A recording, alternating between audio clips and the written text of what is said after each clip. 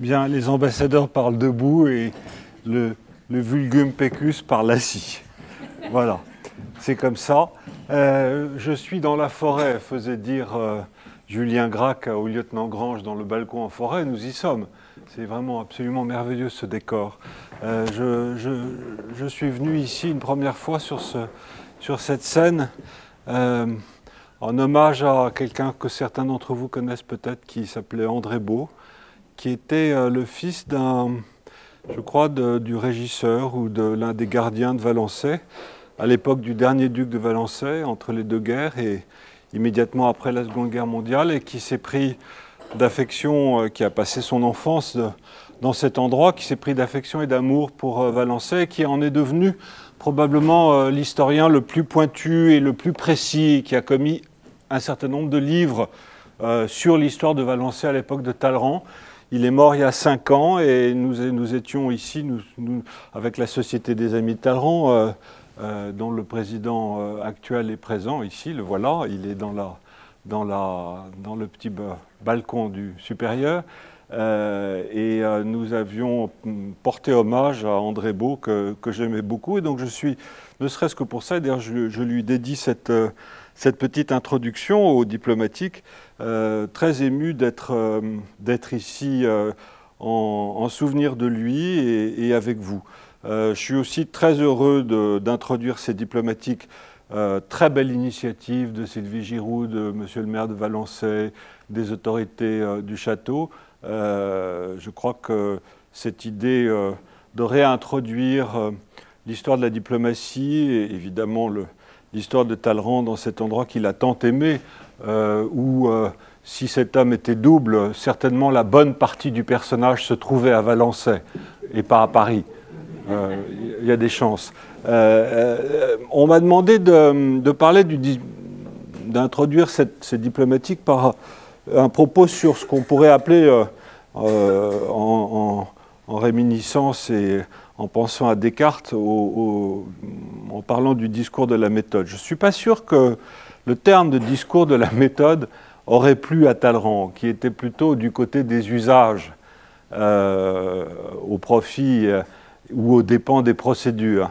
Je pense qu'il aurait aimé cette phrase de Tocqueville de la démocratie en Amérique qui, pensant à la Révolution française, disait « Craindre que les instincts révolutionnaires ne se transforment progressivement en habitudes gouvernementales et en procédures administratives. » Nous y sommes un peu aujourd'hui et je suis persuadé que Talleyrand en aurait été offusqué. Ce n'était pas tout à fait le genre du personnage. Et puis, on peut se poser la question de savoir si, au fond, la diplomatie était sa véritable vocation. Était-il né pour être diplomate? Il est né dans une famille de cour, on le sait. Il a été agent général du clergé. Il a été ordonné diacre, puis prêtre, puis évêque d'Autun en 1788. Mais quand on le lit, quand on lit ses mémoires, quand on fouille un peu dans ses archives, et quand on découvre un certain nombre de ces textes inédits, peu connus, et qui en tout cas qui n'étaient pas connus ni de la cour Gayenne, ni de Madelin, qui ont été, ni a fortiori de quelques hagiographes qui se sont penchés sur la question, qui ont beaucoup travaillé sur lui, on s'aperçoit qu'au fond, probablement, son véritable goût n'était pas celui des affaires étrangères et de la diplomatie, mais celui des finances et des questions financières. Et ça sera probablement un des fils conducteurs de cette petite introduction. Talleyrand est autant un homme d'affaires, un homme de finances. Alors là, ça nous renvoie peut-être à des présidences très contemporaines, un homme d'affaires et un homme de finances qu'un homme d'État et un diplomate et un homme des affaires étrangères. On sait que, comme agent général du clergé, il a été très proche de Calonne, dès avant la Révolution française, en 1780, alors que Calonne était, comme vous le savez, contrôleur général des finances du roi Louis XVI, bien sûr, et qu'il a été de ceux, dans un petit cercle très choisi, autour d'un théoricien des finances qui a essayé d'appliquer son modèle et qui a tenté la création d'une Banque de France, bien avant la création de la Banque de France sous le consulat, sur le modèle anglais, dans un petit cercle dominé par un banquier suisse qui s'appelait Isaac Panchaud. Et ce petit cercle auquel appartenait Talleyrand était un cercle de conseil auprès de ce contrôleur général des finances de Louis XVI, qui était Calonne, qui, comme vous le savez, signe le premier traité de libre-échange avec l'Angleterre en 1786.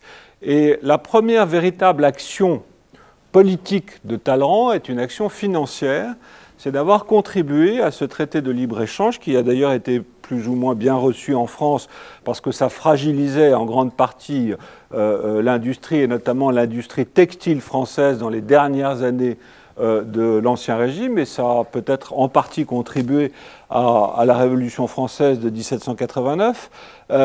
Et quand il parle dans ses mémoires de ces colloques qu'il avait, de ces conférences qu'il avait autour d'Isaac Panchaud avec Calonne et autour de la préparation de ce traité de libre-échange commercial et financier avec l'Angleterre, il dit que la matière financière est une douce matière.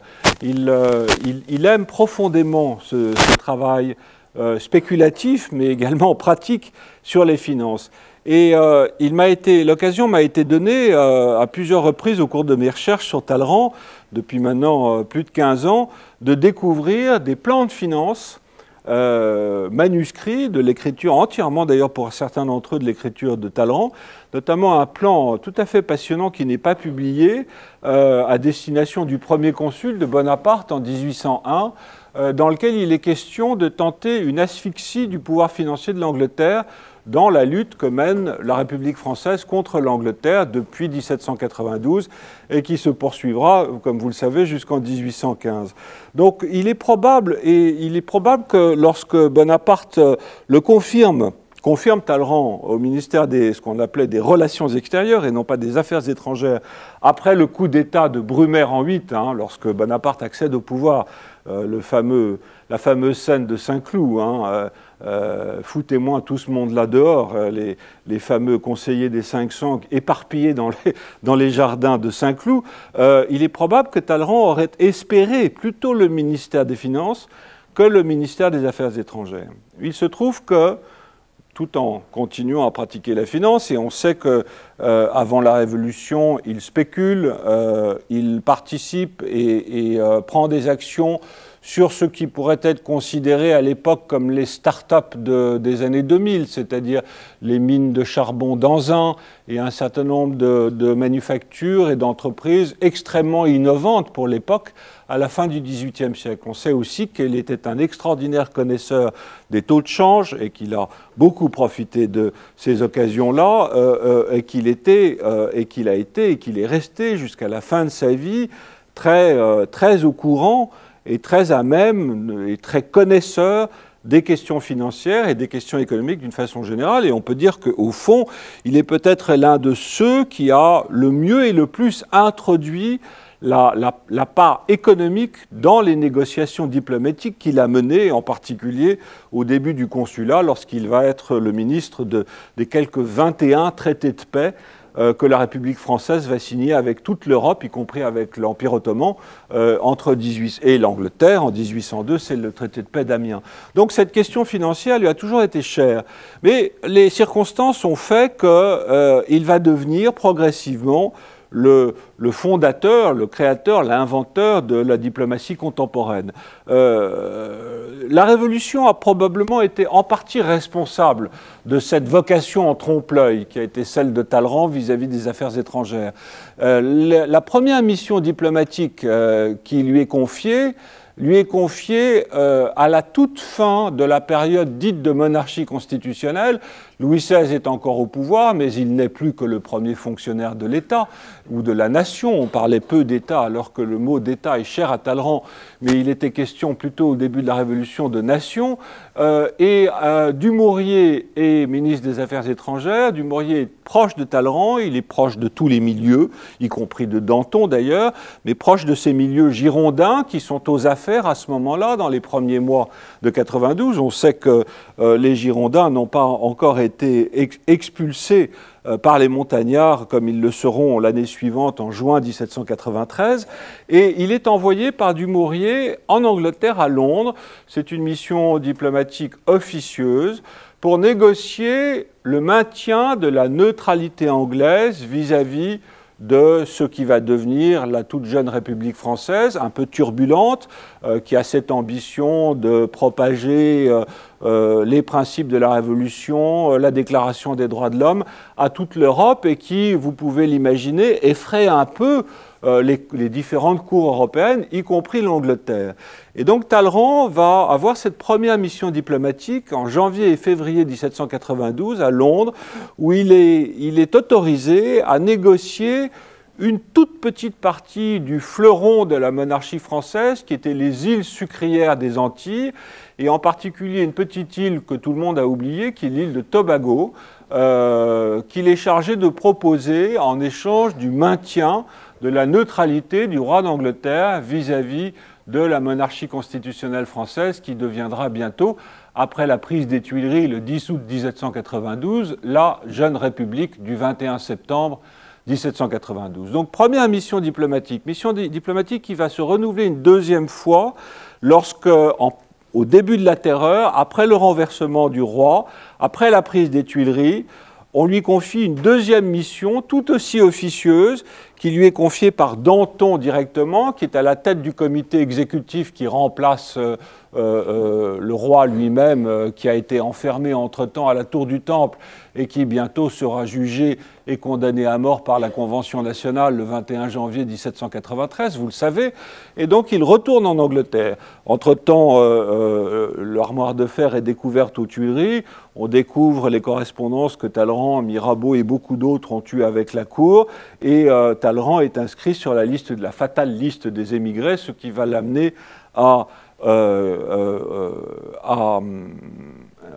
aux États-Unis, et précisément aux États-Unis, à travailler pour des consortiums bancaires européens et spéculer en leur nom sur la nouvelle frontière américaine et ces nouvelles terres qu'il était chargé de détecter, de mettre en valeur et de revendre au triple ou au quadruple du prix auquel il les avait achetées. Donc ces missions diplomatiques chez Talleyrand commencent très tôt. Lorsque Talleyrand est rappelé des États-Unis, grâce en particulier aux bons offices de Madame de Staël, mais aussi aux bons offices de Barras, de Chénier, pas le poète André Chénier, mais son frère Louis-Marie, qui était membre des conseils du directoire. Lorsqu'il est rappelé en France en 1797, ce qu'il attendait depuis des années, tout naturellement, à cause de ses missions diplomatiques et des relations qu'il a entretenues avec Pitt, le Premier ministre anglais de l'époque en 1792-1793, on va lui proposer le ministère des Relations extérieures plutôt que le ministère des Finances. Et de fil en aiguille, Talleyrand va devenir le père fondateur ou le nouveau père fondateur de l'institution diplomatique contemporaine. Donc ce n'est pas une vocation naturelle chez Talleyrand. Si ce n'est pas une vocation naturelle, et si au fond il aurait peut-être préféré, mais il l'a tout de même fait, s'occuper d'autres matières en ce qui concerne ses activités d'homme d'État, si ce n'est pas sa vocation première, sans doute en avait-il à la fois les qualités et, je dirais, les éléments d'éducation. Par son éducation et par ses qualités de tempérament, le rapport de l'homme à la fonction est une conjonction de coordination qui va très vite devenir tout à fait étonnante et extraordinaire et fonctionner merveilleusement bien. Et là, je vais rentrer un peu dans le vif du sujet que l'on m'a demandé cet après-midi, qui est le discours de la méthode. En ce qui concerne son éducation, je dirais que et qui tient un lieu, n'oublions tout de même pas qu'il est né quelques années après la bataille de Fontenoy, en plein siècle de Louis XV. Il ne faut jamais, pour comprendre Talleyrand, oublier le fait que cet homme naît dans les années 1750 et qu'il est profondément un homme de l'Ancien Régime et un homme du XVIIIe siècle, alors même que sa longévité et le fait qu'il soit mort à presque 80 ans en 1838, un an avant l'avènement de Victoria au trône d'Angleterre, donne à croire que c'est un homme du XIXe siècle. Mais c'est profondément un homme du XVIIIe siècle, à la fois un fils des Lumières, mais aussi un homme de cour, un homme de la cour de Versailles, des dernières années de la cour de Versailles, de ce qu'il appellera la douceur de vivre. Vous connaissez tous son expression, qui n'a pas connu les dernières années de l'Ancien Régime ne sait pas ce que c'est que la douceur de vivre. C'était une douceur de vivre probablement réservée aux élites, à l'aristocratie, à la grande bourgeoisie de l'époque, mais néanmoins une douceur de vivre. Donc son éducation est profondément marquée par le XVIIIe siècle, et cette éducation est triple.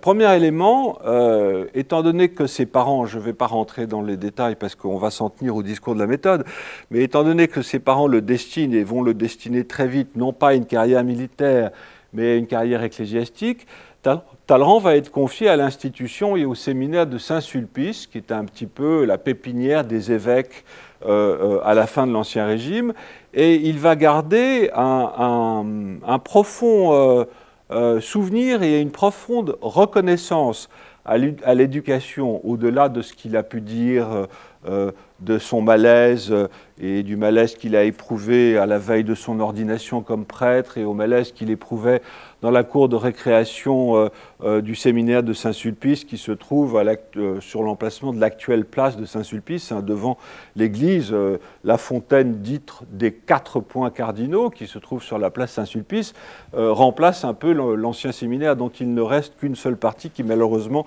est devenue un centre des impôts. Et donc, Talleyrand a écrit un petit texte sur ces années qu'il a passées au séminaire de Saint-Sulpice qui s'appelle « Le bon goût, le bon ton et le bon maintien ». Et au fond, il doit au père de Saint-Sulpice cette extraordinaire faculté qu'il a eue pendant toute sa vie de mesurer et de conserver la juste distance qu'il lui fallait respecter vis-à-vis de celui avec lequel il discutait ou négociait en fonction de ce qu'il était.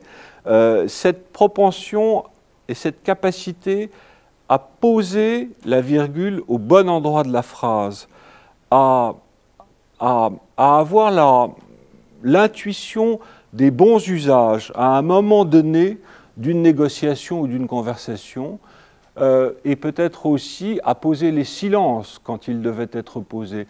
Cette capacité aussi à écouter les autres, ou en tout cas à leur donner l'impression qu'on les écoute. C'est une qualité qui se perd de plus en plus de nos jours. Et certainement quelque chose, et il le dit explicitement dans ce petit texte qui a été publié par la Cour Gaillet dans son édition de 1932, et certainement une reconnaissance et un hommage qu'il porte à ces années du séminaire. Donc ça, c'est un premier élément de l'éducation de Talleyrand qui va le conduire à la carrière diplomatique. Le deuxième élément, ce sont les femmes. Talleyrand a été en partie éduqué par des femmes. D'abord par sa mère. Il parle très peu de sa mère. Il ne lui consacre, il parle beaucoup de sa grand-mère Mortemart, où il passe quelques années dans son château de Chalais, si mes souvenirs sont bons, entre 7 et 10 ans, mais très peu de sa mère. Alors que j'ai pu découvrir de fil en aiguille que jusqu'à la mort de cette dernière, en 1808, il avait gardé des relations, au-delà de l'émigration de sa mère, des relations extrêmement chaleureuses et sentimentales et affectives. Et il ne lui consacre que quelques lignes au début de ses mémoires, et il dit de sa mère qu'elle n'avait pas le goût de l'effet, que la pointe et le mot d'esprit n'étaient pas la quintessence de l'esprit même, justement, du XVIIIe siècle, que ce qui comptait et ce qui faisait le fond de l'esprit du XVIIIe siècle, et probablement ce qui a fait le fond de l'esprit de Talleyrand, n'en déplaise aux mots qu'on lui a prêtés et on ne prête qu'aux riches, c'est la nuance, c'est cette espèce d'intuition de la nuance qui a été, qui tapisse, c'est la soie de l'esprit français au fond, qui tapisse toutes les lettres et tous les discours de Talleyrand et tous les rapports de Talleyrand. Et ça, certainement, il l'a appris des relations qu'il a entretenues avant la Révolution, avant 1789 avec sa mère. Et puis, les femmes, c'était évidemment sa mère, mais aussi quelques très chers amis qui appartenaient à la même société que lui, dont il dit qu'il les a rencontrés à l'époque du sacre de Louis XVI en 1775 et que l'on compte sur les doigts d'une main, qui sont Madame de Montmorency, Hélène de Beaufremont, la vicomtesse de Laval, la princesse de Vaudémont, la comtesse de Brionne, qui sont des femmes qui littéralement l'ont éduqué. Il a toujours, et il y a certainement chez lui, et peut-être est-ce une arme et un élément favorable à la carrière diplomatique, il y a toujours, et je pense qu'il y a profondément chez lui, une part féminine. Et le commerce qu'il a entretenu avec les femmes, qui était un commerce assez peu donjuanesque, je vous rassure tout de suite. Aimé de Cony disait à propos des rapports sexuels qu'il pouvait entretenir avec les femmes qu'il ne cassait pas du bois. Ce qui veut bien dire ce que ça veut dire. Non, les rapports qu'il entretient avec les femmes sont des rapports de commerce et d'intelligence. Là, le qualificatif et la qualité probablement la plus haute qu'il attribue à une femme, c'est de dire qu'elle a de l'entendement.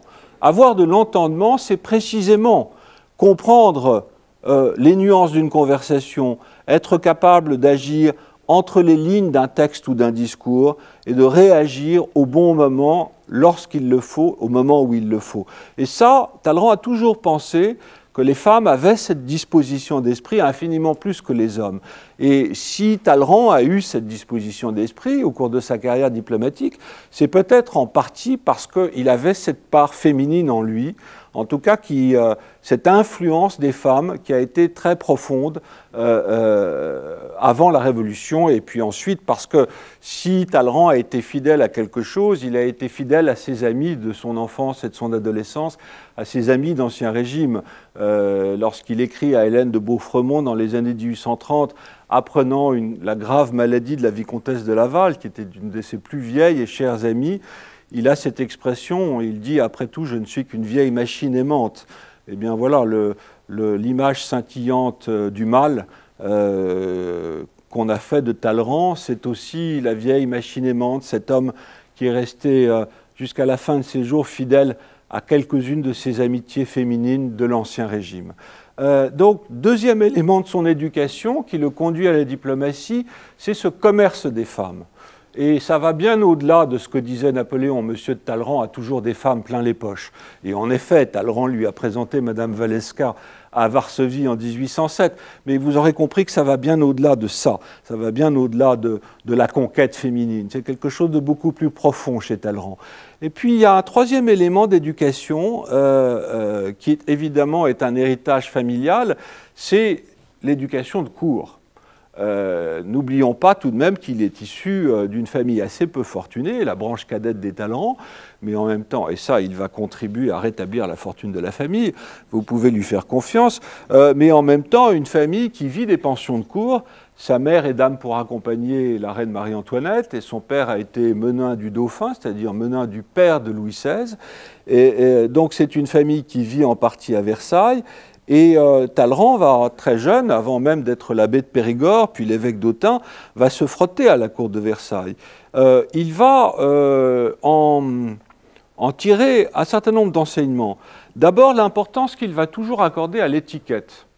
Et on sait que Talleyrand, à la façon de ce que disait Saint-Simon sur la mécanique minuscule de la cour, ou à la façon du courtisan de Balthazar Castiglione, Talleyrand a toujours considéré que les usages, et au-delà des usages, l'étiquette était un élément extrêmement utile et nécessaire à la distance qu'il était nécessaire de mettre entre soi et la personne avec laquelle on avait à négocier. Et Talleyrand est resté un homme de cour jusqu'à la fin de ses jours, à pratiquer l'étiquette de cour. Il suffit de relire le passage que consacre Mathieu Molé dans ses mémoires à la fameuse toilette qu'il pratiquait tous les jours rue Saint-Florentin, dans son hôtel de la rue Saint-Florentin, qui est maintenant le consulat général des États-Unis, la toilette à laquelle il passait 2 heures par jour, de 10 heures du matin à midi, ablutions qui étaient extrêmement ritualisées, au cours desquelles il recevait, lisait la presse et recevait ses commensaux et les personnes qui voulaient le voir. Étiquette de cour qui va rester et qui va être présente à son esprit jusqu'à ses derniers moments.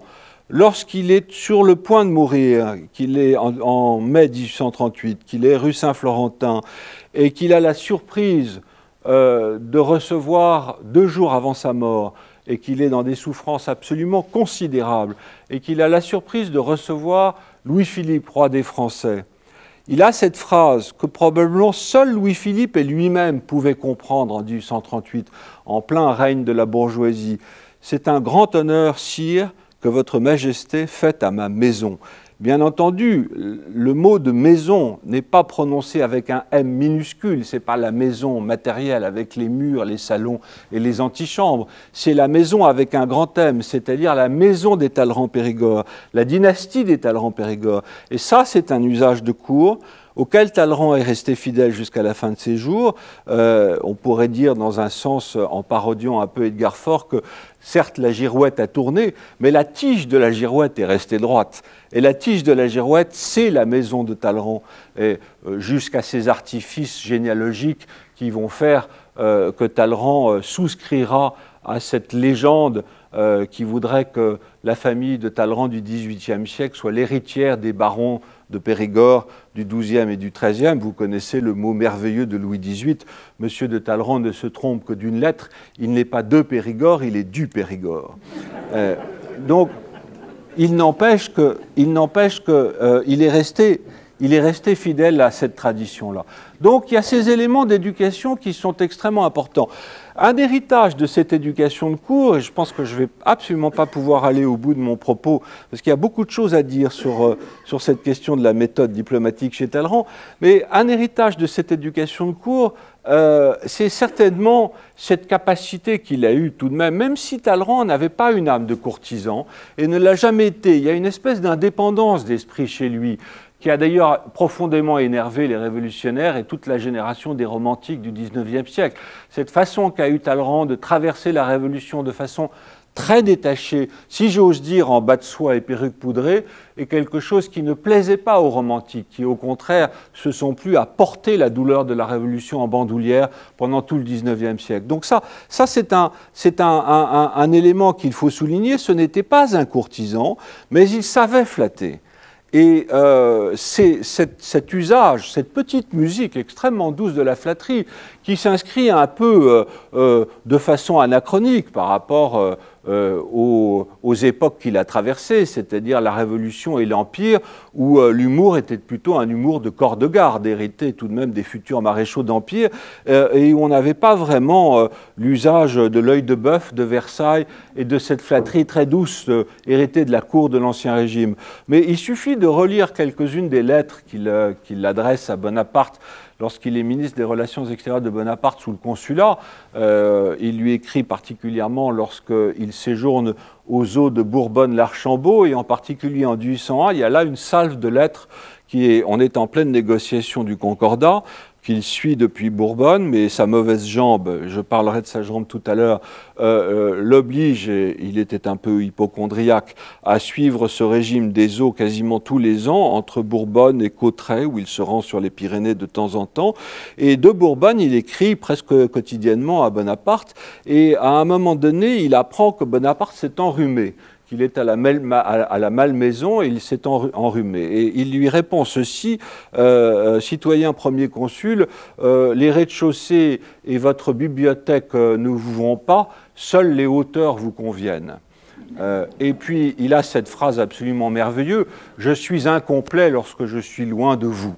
Quand on sait, il le dit à Bonaparte, quand on sait ce qu'il a véritablement pensé de Bonaparte, en particulier dans les dernières années de l'Empire, on est tout de même un peu estomaqué. Donc cet élément de la flatterie, dans les négociations, car s'il a eu à négocier, et du point de vue de la méthode avec quelqu'un, Talleyrand a commencé par négocier avec Bonaparte. Il a des phrases sur Bonaparte, il dit que c'est tout de même l'homme le moins impressionnable qu'il ait jamais rencontré dans sa vie, et que le premier obstacle aux négociations qu'il a conduit avec les puissances étrangères a été Bonaparte lui-même, a fortiori lorsque les visions diplomatiques et stratégiques et, je dirais, d'organisation de l'Europe respective de Talleyrand d'un côté et de Bonaparte de l'autre ont divergé de plus en plus à partir de l'Empire et à partir de 1804. Donc le premier homme avec qui il est eu à négocier, c'est Bonaparte puis Napoléon, d'où cet usage de la flatterie dont je parle. L'éducation que je prête, que je suppose, diplomatique à Talleyrand, je voudrais terminer par son physique et par le simple fait que cet homme était boiteux. Bon, je ne vais pas rentrer dans les détails des rapports de la légende à la vérité, de ce Pied-Bot doublé d'un syndrome de Marfan. Ça, on rentrerait dans une causerie presque biographique et non pas thématique. On sait la façon dont il a joué de ce qui était en réalité un accident et qu'il a fait passer, ce qui était en réalité une maladie, un Pied-Bot héréditaire et qu'il a fait passer pour un accident. Tout cela pour se dédouaner d'avoir renié ses serments prêtés à l'Église et à Dieu et d'être revenu à la vie civile après avoir été évêque d'Autun, d'autant plus revenu à la vie civile d'ailleurs qu'il a tout de même épousé une pétroleuse d'enfer qui était Catherine Grand et qui était elle-même protestante et divorcée d'un protestant, ce qui faisait un peu beaucoup aux yeux de l'Église, d'où toute cette recomposition, cette réinvention. Ce sont mes jambes qui m'ont conduit à la prêtrise qu'il développe dans la deuxième partie de sa vie. Mais au-delà de ça, au-delà de cette recomposition de sa vie, qui a été toute l'histoire de Talleyrand, sa boiterie, son Pied-Bot, doivent être regardés de près parce qu'ils ont certainement déterminé et fasciné en partie son caractère et expliquent peut-être, au bout du compte, les qualités qui ont été les siennes comme diplomate et comme grand homme d'État qu'il a été. Je pense que enfant, dans cette fameuse cour de récréation du séminaire de Saint-Sulpice, avec cette infériorité qui était la sienne, cette difformité qui était la sienne, qui probablement a dû donner lieu à des moqueries et qui le mettait en position d'infériorité par rapport à ses camarades, il a appris deux choses. Résister, et Talleyrand a été toute sa vie un homme de la résistance, et d'ailleurs Napoléon l'a très très bien vu, il a très vite vu que Talleyrand était capable de maintenir aussi longtemps que possible une situation, plus encore que de la créer. Et ça, c'est quelque chose, cette capacité. Il le dit d'ailleurs à un moment donné au début de la Révolution française à Madame de Brionne, je fais en sorte que la machine de l'État verse le plus doucement possible. Résistance. Capacité à résister, ça, probablement, ça lui vient de son infirmité et de son Pied-Bot. Et deuxième élément, c'est la dissimulation. Au fond, ce rapport inégal, d'inégalité physique qu'il a pu et qu'il a dû ressentir enfant dans les rapports qu'il entretenait avec ses camarades du même âge, l'a conduit à une résolution qu'il a tenue toute sa vie, c'est de faire en sorte de ne jamais perdre la face.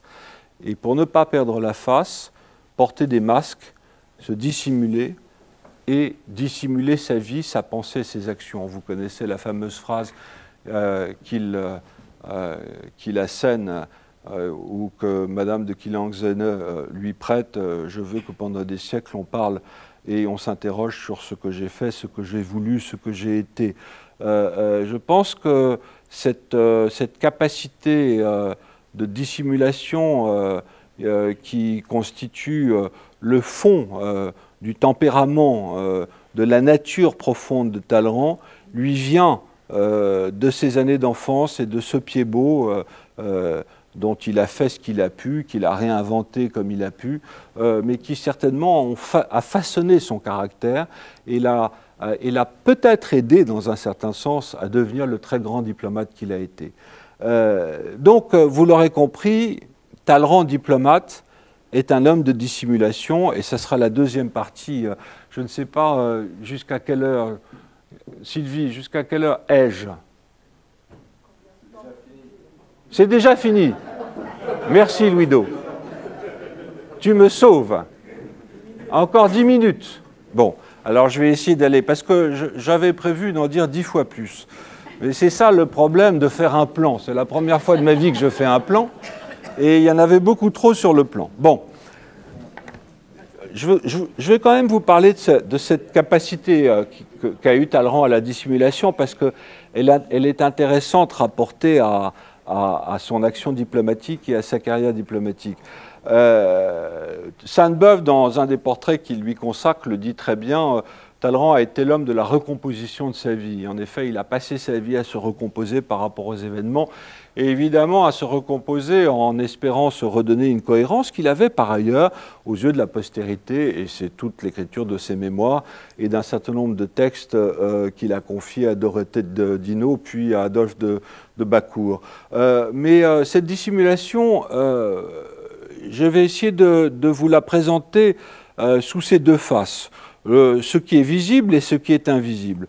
Ce qui est visible, c'est tout simplement son physique. Alors, je vous ai parlé de son pied beau, mais lorsqu'on lit, et Dieu sait qu'il y en a, les portraits écrits qui lui ont été consacrés depuis la fin du XVIIIe siècle jusqu'à sa mort et après sa mort en 1838, tous convergent, et il y a une sorte de conjonction, de coordination autour de cette idée du masque impassible et impavide de Talleyrand, de cette figure qui ne vous disait rien de ce qu'elle pensait, de ses yeux, non pas des yeux de poisson bouilli comme les yeux de Fouché, mais de ces yeux qui observaient, qui devinaient tout, mais qui ne laissaient rien deviner de ce qu'il était lui-même. Bonaparte le dit dès le consulat, Monsieur de Talleyrand laisse très peu deviner de lui. Et puis il y a ce mot qu'on a prêté au maréchal Lannes, qui est un peu plus corps de garde, que vous connaissez certainement. On lui donnerait un coup de pied au cul que les traits de Talleyrand ne vous en diraient rien. Et en effet, cette figure de Talleyrand qui dira méchamment Chateaubriand dans ses mémoires d'outre-tombe, virera la tête de mort à la fin de sa vie, hanté sur cette immense cravate blanche, est une énigme, et a été une énigme pour beaucoup de ses contemporains, au-delà du charme qu'il a pu exercer sur eux d'ailleurs. Donc il y a cette apparence physique dont il a joué certainement, de même qu'il a joué de sa boiterie, de sa canne, de sa façon de monter les escaliers, de sa façon de s'asseoir et de se présenter. Il a certainement joué de ce physique-là, mais la dissimulation n'est pas seulement dans les apparences, elle est dans la réalité du personnage, et elle lui a certainement servi et facilité sa vie diplomatique et son action diplomatique.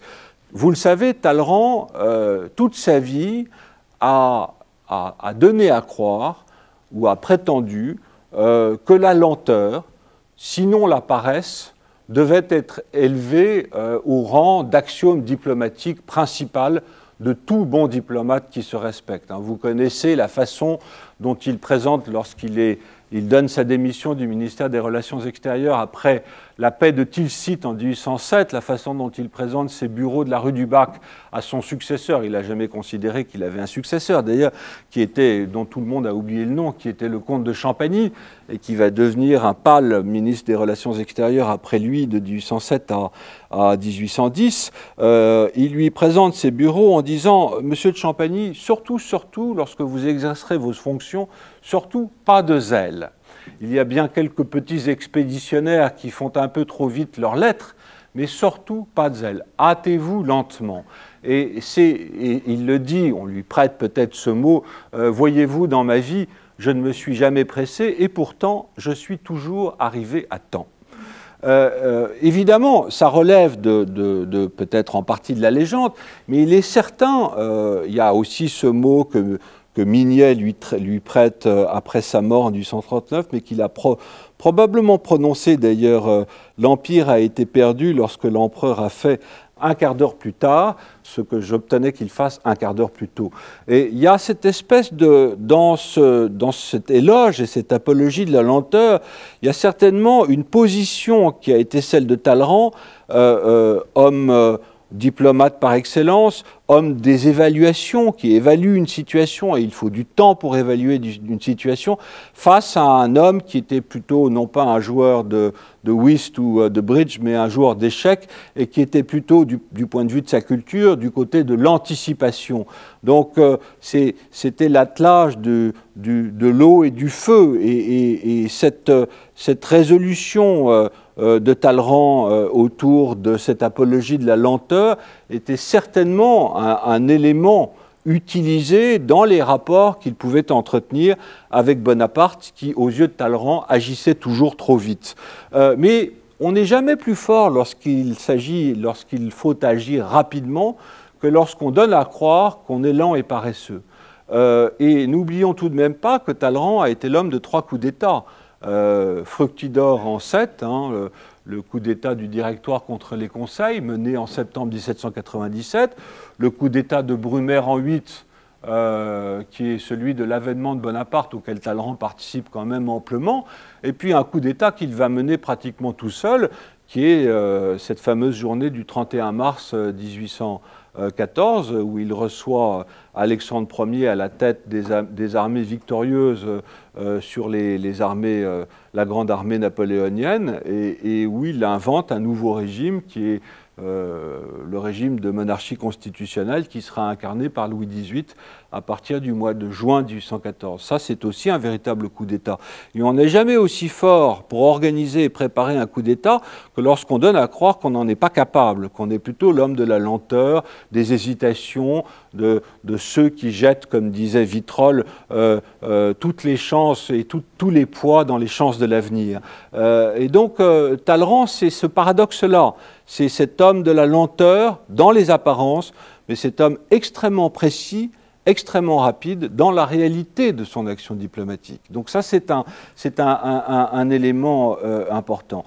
Et puis, je voudrais en finir par cette conclusion en forme de clin d'œil. La dissimulation, c'est évidemment aussi le double jeu. Alors ne parlons pas de trahison, parce que Talleyrand l'a lui-même très bien dit à Alexandre, lorsque, à Vienne, Alexandre reprochait au roi de Saxe d'avoir trahi la coalition anti-napoléonienne, et Talleyrand lui répond « Sire, la trahison est une question de date ». Et en effet, on est toujours le traître de quelqu'un à un moment donné de son existence. Donc, au-delà de la trahison, il est certain que Talleyrand, définissant l'action politique comme étant une action dans laquelle il faut agir sans cesse, sans jamais être mis sur la touche, après avoir été démis de ses fonctions de ministre des Relations extérieures, tout vice-grand électeur qu'il était, le seul vice qui lui manquait, dira Fouché, et tout grand chambellan qu'il a été jusqu'en 1809, a tenu à rester au cœur de la machine et du pouvoir impérial et napoléonien. Et ceci explique en partie cela, le fait qu'il est en parallèle de sa situation officielle sous l'Empire, continuer à correspondre avec les cours européennes, d'abord avec la cour du tsar Alexandre Ier de Saint-Pétersbourg, puis avec la cour de Vienne, avec Metternich et François d'Autriche. D'aucuns considéreront que cette double action relève d'une forme de trahison. On peut aussi considérer que Talleyrand a préparé le terrain de la fin de l'Empire et que ces relations qu'il a conduites avec les cours européennes lui ont tout de même permis de négocier en avril et mai 1814 une paix tout à fait miraculeuse, si on peut si on peut évoquer la notion de miracle, lorsqu'il va mettre un terme à 25 années de guerre de la République puis de l'Empire contre l'Europe depuis 1792 jusqu'en 1814. Le traité de paix de Paris du 30 mai 1814, dont Talleyrand est quand même l'artisan principal, est un traité de paix, alors même que la France traite en position d'absolue faiblesse, qu'elle est vaincue, envahie militairement sur son territoire, qu'elle n'a plus d'armée et qu'elle est dans la position du faible par rapport au fort, qui est la coalition européenne, Talleyrand va obtenir quand même pour la France de ne pas payer d'indemnité de guerre, des frontières qui sont supérieures à celles de 1792, donc un territoire un petit peu agrandi, et le maintien de la France dans le concert européen. Alors évidemment, le retour de Napoléon en 1815 remettra tout ça en question, mais ces conditions érudition qu'il obtient en 1814 s'explique probablement par ce double jeu qu'il a mené entre 1807 et 1814 sous l'Empire. Donc, premier double jeu, un double jeu politique. Et puis, il y a un deuxième double jeu qui apparaît et qui se laisse entreapercevoir derrière les dissimulations, les masques du personnage, c'est le double jeu personnel et financier. On parlait à l'époque, en forme de litote ou de métaphore, de douceur diplomatique. Ça veut bien dire ce que ça veut dire. Et en effet, Chateaubriand a dit méchamment que M. Talleyrand avait fait plusieurs fois fortune et que lorsque Talleyrand ne conspire pas, il trafique. Et en effet, Talleyrand n'a jamais dédaigné ses intérêts personnels, étroitement mêlés d'ailleurs aux intérêts de l'État. Alors, ce n'est pas pour le justifier ou pour donner une explication ou une légitimité à ces pratiques qui, par ailleurs, étaient d'usage courant, mais je vous ai dit que cet homme était un homme profondément du XVIIIe siècle, et le XVIIIe siècle est un siècle de l'indistinction de l'argent public et de l'argent privé. Vous savez par exemple comment l'impôt est collecté à travers un système de ferme générale. On confie à des fermiers la perception de l'impôt et en échange, les fermiers généraux attribuent une somme fixée à l'avance aux caisses de l'État. De même que les élections, celles de l'empereur d'Allemagne, celles du roi de Pologne, celles du roi de Suède, qui ont lieu au XVIIIe siècle, sont de grands marchés à la corruption. Et on sait qu'à l'époque du secret du roi, sous Louis XV, ce qu'on appelle aujourd'hui les pots de vin étaient de pratiques courantes. Ceci n'excuse pas les pratiques de Talleyrand, qui encore une fois n'était pas le seul à le faire. Bonaparte l'a fait amplement en Italie, à l'époque des campagnes d'Italie en 1796 et 97, mais il n'empêche que Talleyrand a été l'homme de cette, je dirais, de cette double pratique en faveur de l'État d'un côté et en faveur de la maison de Talleyrand, pour dire les choses, de l'autre. Il y a deux éléments et deux petits épisodes que je voudrais vous rappeler pour conclure, parce qu'ils sont quand même absolument formidables. C'est la façon dont il a marié son neveu, Edmond de Talleyrand, donc lui, évêque d'Autun, n'a pas officiellement d'enfants, même s'il a eu quelques enfants illégitimes, dont Charles de Flahault. Et donc, lorsqu'il est appelé par Napoléon au congrès d'Erfurt en septembre 1808, Napoléon rencontre le tsar Alexandre Ier. C'est un an après la paix de Tilsit, la paix conclue par Napoléon avec Alexandre, la paix franco-russe. Napoléon, qui est engagé en Espagne, veut ressouder et reformuler ce traité de paix avec la Russie et renforcer ses liens avec la Russie au détriment de l'Autriche. On sait que Talleyrand a toujours été, il considérait l'Autriche comme l'élément le plus stable de l'Europe. Il parlait de l'Autriche comme de la chambre des pairs de l'Europe. Et il a toujours été un défenseur de l'Autriche. Talleyrand a donc joué un double jeu à Erfurt. Il parlait le matin avec Napoléon et le soir avec Alexandre Ier, et dit Vitrolles, mais peut-être exagère-t-il un petit peu, dictait quasiment à Alexandre Ier les réponses que celui-ci devait donner à Napoléon. Toujours est-il qu'au bout du compte, au lieu de contribuer à rapprocher l'empereur des Français et le tsar de toutes les Russies, il a au contraire contribué à les séparer jusqu'à la guerre qui va reprendre avec la campagne de Russie à partir de 1811, la campagne de Russie de 1812. À la faveur de ce congrès d'Erfurt de septembre 1808, Talleyrand mène une négociation parallèle. Il trouve le moyen de marier son neveu, qui était quand même un simple capitaine de la Grande Armée, de l'armée française, avec la plus riche héritière européenne, qui est Dorothée de Courlande, qui deviendra la fameuse duchesse de Dinaud, qui a beaucoup vécu ici, qui était l'héritière du duc de Courlande, qui disposait d'une fortune considérable. Et ceci grâce aux bons offices du tsar Alexandre Ier, qu'il conseille par ailleurs politiquement à Erfurt, et qui va emporter la décision auprès de la mère de Dorothée en faveur de ce mariage de Dorothée de Dinaud, future duchesse de Dinaud, avec son neveu Edmond, dont le fils deviendra l'héritier de Talleyrand est le premier duc de Valençay et propriétaire de Valençay à la mort de Talleyrand. Donc ça, c'est un premier exemple, la façon dont il a mené de front les affaires personnelles et les affaires de l'État. Et le deuxième exemple, pour terminer, je le tirerai du Congrès de Vienne parce qu'il est absolument fascinant.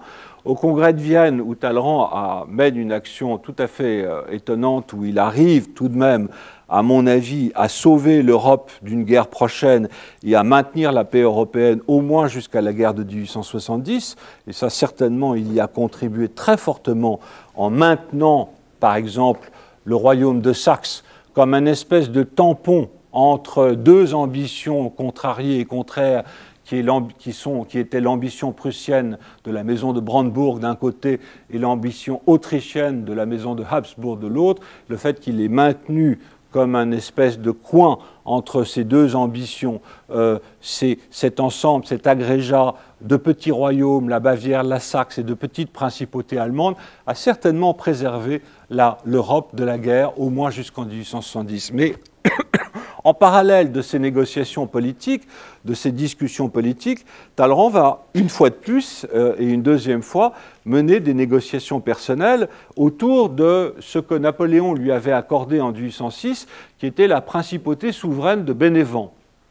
Bénévent est une petite enclave qui comptait quelques 25 000 habitants à l'époque, en plein royaume de Naples, c'est-à-dire à peu près au nord-est de Naples, mais qui avait appartenu au XVIIIe siècle à ce qu'on appelait le patrimoine de Saint-Pierre, c'est-à-dire au pape.